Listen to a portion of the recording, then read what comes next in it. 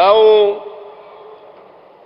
June 11ನೇ ತಾರೀಕು ಶಕ್ತಿ ಯೋಜನೆಯನ್ನು ಜಾರಿಗೆ ಕೊಟ್ಟು ಅವತ್ತಿನಿಂದ ಇವತ್ತಿನವರೆಗೆ ನಿನ್ನೆವರೆಗೆ 48.5 ಕೋಟಿ ಮಹಿಳೆಯರು ಉಚಿತವಾಗಿ ಪ್ರಯಾಣವನ್ನ ಸರ್ಕಾರಿ ಬಸ್ಗಳಲ್ಲಿ ಮಾಡಿದ್ದಾರೆ ಅಂತಕ್ಕಂಥ ಮಾತನ್ನ ತಮಗೆ ತಿಳಿಸಲಿಕ್ಕೆ ಬಯಸ್ತಾ ಇದ್ದಾರೆ. 48.5 ಕೋಟಿ. ಜೊತೆಗೆ ಅನ್ನಭಾಗ್ಯ ಕಾರ್ಯಕ್ರಮ ನಾವು ಅದನ್ನು ಜುಲೈ 10ನೇ ತಾರೀಕು ಜಾರಿ ಕೊಡ್ತಕ್ಕಂಥ ಕೆಲಸವನ್ನ ಮಾಡೋದು. ಅಕ್ಕಿ ಕೊಡ್ಲಿಕ್ಕೆ ಕೇಂದ್ರ ಸರ್ಕಾರ ತಯಾರಾಗಲಿಲ್ಲ. ಇದು ಬಡವರಿಗೆ ಕೊಡ್ತಕ್ಕಂಥ ಅನ್ನಭಾಗ್ಯ ಕಾರ್ಯಕ್ರಮ. ಮೊದಲು ಅಕ್ಕಿ ಕೊಡ್ತೀವಿ ಅಂತ ಹೇಳಿ ಆಮೇಲೆ ಈ ಕಾರ್ಯಕ್ರಮ ಯಶಸ್ವಿ ಆಗಬಾರದು ಅಂತ ಹೇಳಿ ಕೇಂದ್ರ ಸರ್ಕಾರ ಅಕ್ಕಿಯನ್ನು ನಮಗೆ ಕೊಡಲಿಲ್ಲ. ಅದಕ್ಕೋಸ್ಕರ ಅಕ್ಕಿ ತಗೊಳ್ಳೋವರಿಗೆ, ಅಕ್ಕಿ ಸಿಗೋವರಿಗೆ ಪ್ರತಿಯೊಬ್ಬ BPL ಕಾರ್ಡ್ ಹೋಲ್ಡರ್ಗೆ, ಅಂತ್ಯೋದಯ ಕಾರ್ಡ್ ಹೋಲ್ಡರ್ಗೆ 5 kg ಅಕ್ಕಿ ಕೊಡೋದ್ರ ಬದಲಾಗಿ 170 ರೂಪಾಯಿಗಳನ್ನ ಅವರ ಅಕೌಂಟ್ಗೆ ಜಮಾ ಮಾಡತಕ್ಕಂಥ ಕೆಲಸವನ್ನ ಮಾಡಿದ್ದೇವೆ.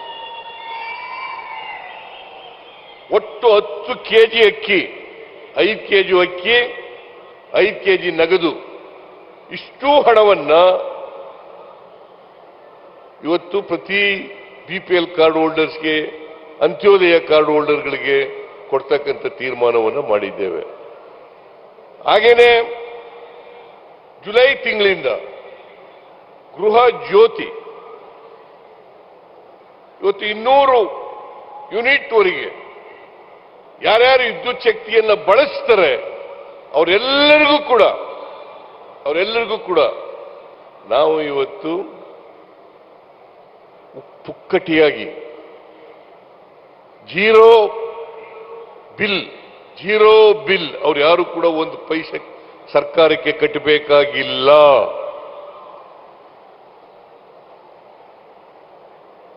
ಸುಮಾರು 1,56,00,000 ಜನರಿಗೆ ಇವತ್ತಿನವರೆಗೆ ನೋಂದಣಿ ಆಗಿದ್ದಾರೆ. ಅವರೆಲ್ಲರಿಗೂ ಕೂಡ ಜೀರೋ ಬಿಲ್ ಅನ್ನ ಕೊಡ್ತಕ್ಕಂಥ ಕೆಲಸವನ್ನು ಮಾಡಿದ್ದೇವೆ. ಹಾಗೇನೆ ಇವತ್ತು ಗೃಹ ಲಕ್ಷ್ಮಿ ಕಾರ್ಯಕ್ರಮ, ಈ ಕಾರ್ಯಕ್ರಮದ ಮೂಲಕ ಯಾಕಂತಂದ್ರೆ ನಮಗೆ ಹೇಳ್ತಾ ಇದ್ರು ಈ 5 ಗ್ಯಾರಂಟಿಗಳನ್ನ ಈಡೇರಿಸಲಿಕ್ಕೆ ಸಾಧ್ಯ ಆಗಲ್ಲ ಅಂತೇಳಿ ಬಿಜೆಪಿಯವರು JDSನವರು ಹೇಳ್ತಾ ಇದ್ರು.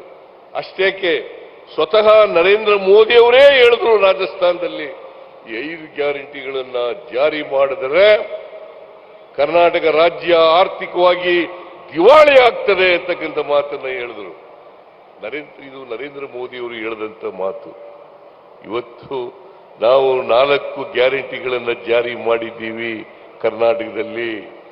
5ನೇ ಗ್ಯಾರಂಟಿ ಯುವ ನಿಧಿ. ಈ ಕಾರ್ಯಕ್ರಮ ಡಿಸೆಂಬರ್ ಅಥವಾ ಜನವರಿ ಮುಂದಿನ ವರ್ಷ ಇಂದ ಜಾರಿ ಮಾಡತಕ್ಕಂಥ ಕಾರ್ಯಕ್ರಮವನ್ನು ಮಾಡ್ತಾ ಇದ್ದೀವಿ. ಆದರೆ ಕರ್ನಾಟಕ ರಾಜ್ಯ ಇದರಿಂದ ದಿವಾಳಿ ಆಗಲಿಲ್ಲ. ಎಲ್ಲ ರೆಗ್ಯುಲರ್ ಪ್ರೋಗ್ರಾಮ್ಸ್ಗಳು ಕೂಡ ನಿಲ್ಲಿಲ್ಲ. ಎಲ್ಲ ರೆಗ್ಯುಲರ್ ಪ್ರೋಗ್ರಾಮ್ಸ್ಗಳನ್ನು ಕೂಡ ಜಾರಿ ಮಾಡಿ ಈ 5 ಗ್ಯಾರಂಟಿಗಳನ್ನು ಕೂಡ ಕೊಡ್ತಕ್ಕಂಥ ಕೆಲಸವನ್ನ ಮಾಡಿದ್ದೇವೆ. ನೀರಾವರಿಗೆ ಹಣ ಇಟ್ಟಿದ್ದೇವೆ, PWD ಇಲಾಖೆಗೆ ಹಣ ಇಟ್ಟಿದ್ದೇವೆ, ವಸತಿ ಇಲಾಖೆಗೆ ಹಣ ಇಟ್ಟಿದ್ದೇವೆ, ರೂರಲ್ ಡೆವಲಪ್ಮೆಂಟ್ಗೆ ಹಣ ಇಟ್ಟಿದ್ದೇವೆ, ಕುಡಿಯ ನೀರಿಗೆ ಹಣ ಇಟ್ಟಿದ್ದೇವೆ. ಎಲ್ಲ ಕಾರ್ಯಕ್ರಮಗಳು ಕೂಡ ಹಣ ಇಟ್ಟು ಈ 5 ಗ್ಯಾರಂಟಿಗಳನ್ನು ಕೂಡ ಪೂರೈಸ್ತೇವೆ. ಈ 5 ಗ್ಯಾರಂಟಿಗಳಿಗೆ ತಗಲ್ತಕ್ಕಂಥ ವೆಚ್ಚ ವರ್ಷಕ್ಕೆ ಸುಮಾರು 56,000 ಕೋಟಿ ರೂಪಾಯಿ. 56,000 ಕೋಟಿ. ಇದನ್ನ ರಾಹುಲ್ ಗಾಂಧಿ ಅವರು ಹೇಳಿದ್ರು. ಪ್ರಿಯಾಂಕ್ ಗಾಂಧಿ ಅವರು ಹೇಳಿದ್ರು, ಮಲ್ಲಿಕಾರ್ಜುನ ಖರ್ಗೆ ಅವರು ಹೇಳಿದ್ರು, ನಮ್ಮ ಪಕ್ಷ ಹೇಳ್ತು ಇಂಥ ಕಾರ್ಯಕ್ರಮಗಳನ್ನ ಕೊಡಬೇಕು ಬಡವರಿಗೆ ಅಂತೇಳಿ. ಕಾಂಗ್ರೆಸ್ ಪಕ್ಷ ಯಾವತ್ತೂ ಕೂಡ ಬಡವರ ಪರವಾಗಿರ್ತಕ್ಕಂಥ ಪಕ್ಷ,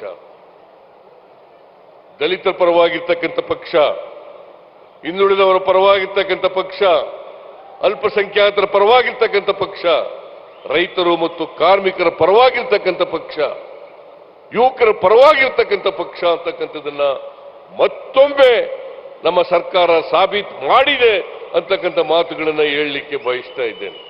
ಆದ್ರಿಂದ ರಾಹುಲ್ ಗಾಂಧಿಯವರು ಸಮಯ ಇಲ್ಲೇ ಇರೋದ್ರಿಂದ ನಾನು ಹೆಚ್ಚು ಮಾತನಾಡಲಿಕ್ಕೆ ಹೋಗಲ್ಲ. ಇನ್ನೊಮ್ಮೆ ನಾನು ಮೈಸೂರಿನವನೇ ಆದ್ರಿಂದ ಇನ್ನೊಮ್ಮೆ ನಿಮ್ಮನ್ನೆಲ್ಲ ಕುರಿತು ಮಾತಾಡ್ತಕ್ಕಂಥ ಅವಕಾಶಗಳು ಬರ್ತವೆ, ಆಗ ಮಾತನಾಡ್ತೇನೆ. ಇಷ್ಟು ಮಾತ್ರ ಹೇಳ್ತೇನೆ, ಕಾಂಗ್ರೆಸ್ ಸರ್ಕಾರ ನುಡಿದಂತೆ ನಡೆದಿದೆ. ಯಾರು ಏನೇ ಹೇಳಲಿ, ವಿರೋಧ ಪಕ್ಷದವರು ಏನೇ ಟೀಕೆ ಮಾಡಲಿ, ಅವೆಲ್ಲವೂ ಕೂಡ ಸುಳ್ಳು ಸುಳ್ಳು. ನಾವು ಸತ್ಯ ಇವತ್ತು ನಿಮ್ಮ ಮುಂದೆ ಇದೆ. ಅನ್ನಭಾಗ್ಯ ನಿಮ್ಮ ಮುಂದೆ ಇದೆ, ಗೃಹ ಜ್ಯೋತಿ ನಿಮ್ಮ ಮುಂದೆ ಇದೆ, ಗೃಹಲಕ್ಷ್ಮಿ ನಿಮ್ಮ ಮುಂದೆ ಇದೆ, ಶಕ್ತಿ ಯೋಜನೆ ನಿಮ್ಮ ಮುಂದೆ ಇದೆ, ಯುವ ನಿಧಿ ನಿಮ್ಮ ಮುಂದೆ ಇದೆ. ಅದರಿಂದ ಅವ್ರು ಹೇಳ್ತಕ್ಕಂಥವು ಎಲ್ಲವೂ ಕೂಡ ಸುಳ್ಳುಗಳು ಅಂತಕ್ಕಂಥ ಮಾತನ್ನ ಹೇಳಲಿಕ್ಕೆ ಬಯಸ್ತಾ ಇದ್ದೇನೆ. ಇವತ್ತು ಒಂದು ಐತಿಹಾಸಿಕವಾದಂಥ ಕಾರ್ಯಕ್ರಮವನ್ನು ಮಾಡಿ ಈ ಗೃಹಲಕ್ಷ್ಮಿ ಕಾರ್ಯಕ್ರಮವನ್ನ ಚಾಲನೆ ಕೊಡ್ತಕ್ಕಂಥ ಕೆಲಸವನ್ನ ಮಲ್ಲಿಕಾರ್ಜುನ ಖರ್ಗೆ ಅವರು, ರಾಹುಲ್ ಗಾಂಧಿ ಅವರು ಮಾಡಿಕೊಟ್ಟಿದ್ದಾರೆ. ಅವರಿಗೆ ಸರ್ಕಾರದ ವತಿಯಿಂದ ಧನ್ಯವಾದಗಳನ್ನ ಹೇಳಿ, ಈ ಕಾರ್ಯಕ್ರಮ ಯಶಸ್ವಿಯಾಗಲಿಕ್ಕೆ ದುಡಿದಿರ್ತಕ್ಕಂಥ ಮೈಸೂರು, ಮಂಡ್ಯ, ಚಾಮರಾಜನಗರ, ಕೊಡಗು ಮತ್ತು ಹಾಸನ ಎಲ್ಲ ಜಿಲ್ಲೆಗಳ ಶಾಸಕರುಗಳು, ಮಾಜಿ ಶಾಸಕರುಗಳು ಮತ್ತೆ ಅಧಿಕಾರಿಗಳು ವಿಶೇಷವಾಗಿ ಅವರೆಲ್ಲರೂ ಕೂಡ ದುಡಿದಿದ್ದಾರೆ. ಅವರೆಲ್ಲರಿಗೂ ಕೂಡ ಸರ್ಕಾರದ ವತಿಯಿಂದ ಧನ್ಯವಾದಗಳನ್ನು ಹೇಳಿ ನಿಮಗೆಲ್ಲ ವಂದನೆಗಳನ್ನು ಸಲ್ಲಿಸಿ ನಾನು ಮಾತು ಮುಗಿಸ್ತೇನೆ. ಜೈ ಹಿಂದ್, ಜೈ ಕರ್ನಾಟಕ.